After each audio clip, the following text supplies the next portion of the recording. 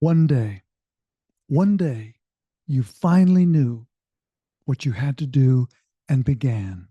One day you finally knew what you had to do and began, though the voices around you kept shouting their bad advice, though the whole house began to tremble, and you felt the old tug at your ankles. Men to my life, men to my life, each voice cried. But you didn't stop. You did not stop. You knew what you had to do and began. You knew what you had to do and began.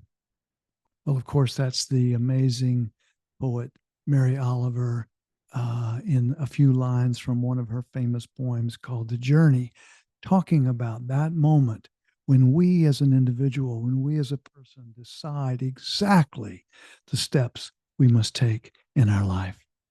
Now, whatever steps have happened in your life that have caused you to be here checking out this site, thank you so much for being here. I really appreciate it.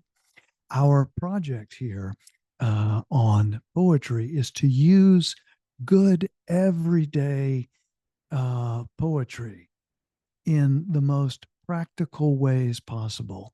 Poetry for dealing with losses and disappointment and difficulty, of course, but also poetry to work with the joys in our lives, the celebrations, the gratitude, and the sheer awe for our lives.